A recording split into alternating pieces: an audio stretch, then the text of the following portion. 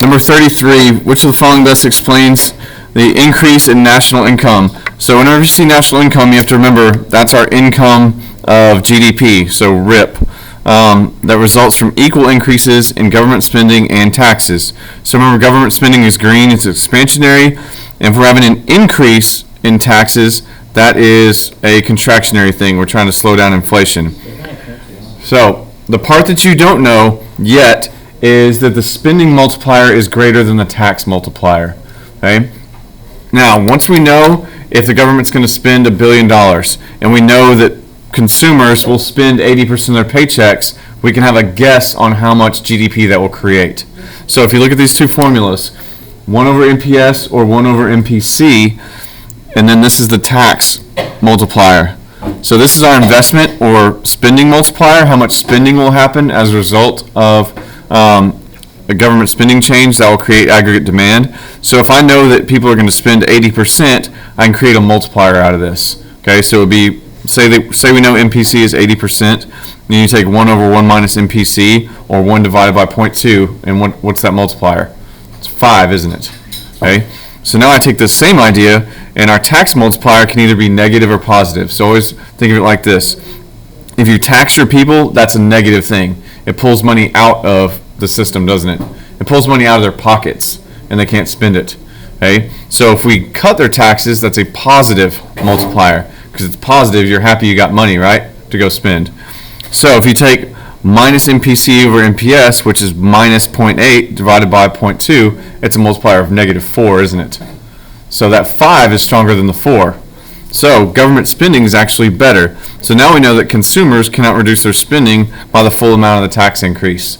So basic idea is if we have a balanced budget approach, $1 billion in spending, $1 billion in tax raising to pay for it, which would make sense, the aggregate demand outcome is actually better. It's positive. Okay? And that's when one day we'll spend on multipliers, and I'll give you practice. I don't expect you to know that stuff yet, but if that all made sense to you, then this is a good way that I can intro that information to you. So A is the best answer right there. All right, number 34. This is going back to January when we did the 3 days of GDP, unemployment, and inflation. Now you got to remember your happy face, sad face stuff. Okay? The key is, do you get to pay with weaker dollars or do you get to pay with stronger dollars? Okay? So, unanticipated inflation. The idea is you are on a set income, correct? So if I'm on a set income, now all of a sudden I didn't expect prices to go up and they did. That's bad, but the only thing that's true out of all of these is it's going to increase the economic well-being of net debtors. That is all the people that owe money. Now they owe and pay off their debts with weaker dollars. So that makes them happy, doesn't it? I get to pay you with dollars don't purchase as much in the economy. Okay? So D is the correct answer for 34. All right, 35. A simultaneous increase in inflation and unemployment.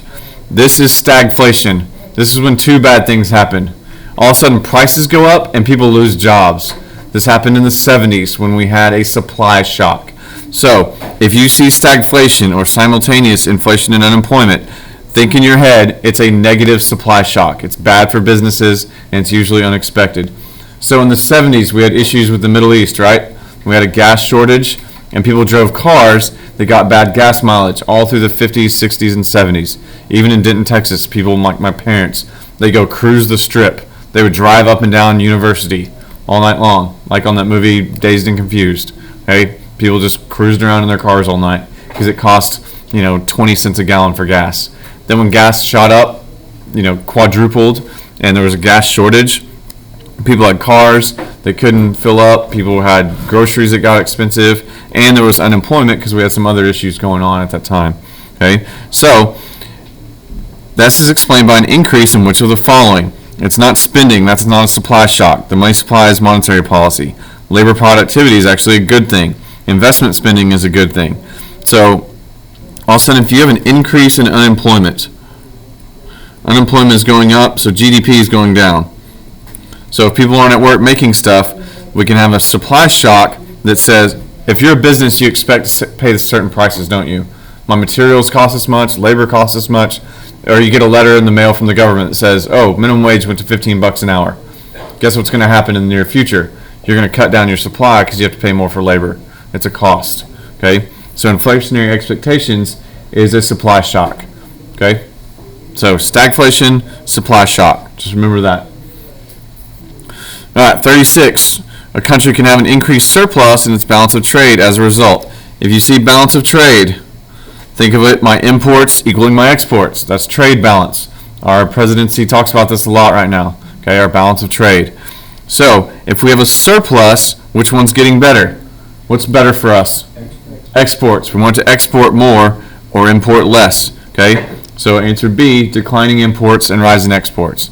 Because if we're going to export it, we have to make it on our soil, and that's GDP. Then we have to ship it out. So, that's good for us. Okay, number 37. Policies intended to reduce demand pull inflation are most likely to increase which of the following in the short run.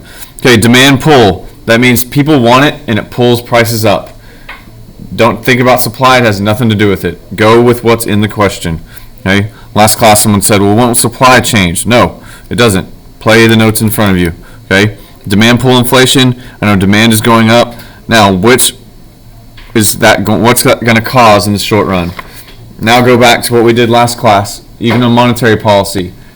If we have a recession, we need something expansionary. What's the side effect? Inflation. We want something contractionary. What's the side effect? We cause unemployment.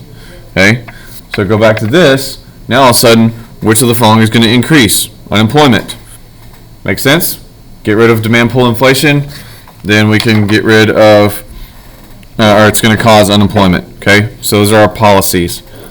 If you're strong with your policy stuff, your contractionary, expansionary, these questions aren't that bad.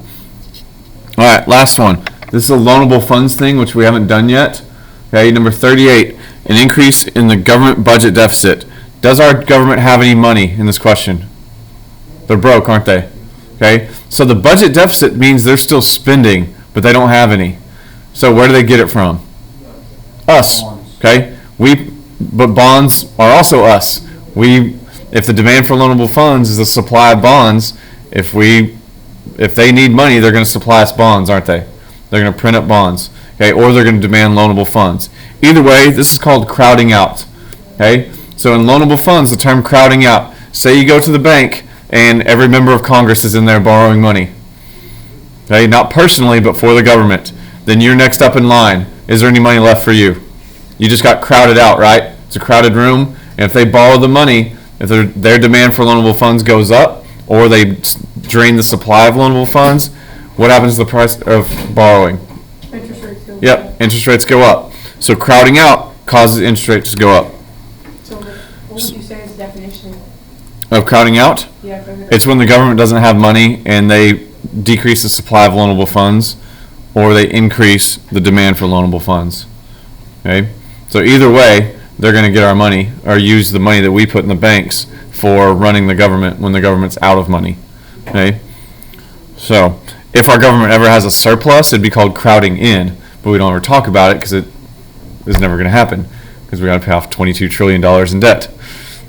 And we're operating at a $900 billion deficit. And we just decreased taxes and increased our military budget. So we did complete opposites. So April 15th, when all tax returns are due, and we actually get to see what the 2018 cuts did and see what our GDP and our deficit does, maybe we'll have a little bit more clear picture about the Trump tax cuts. Okay? So that's crowding out. All right.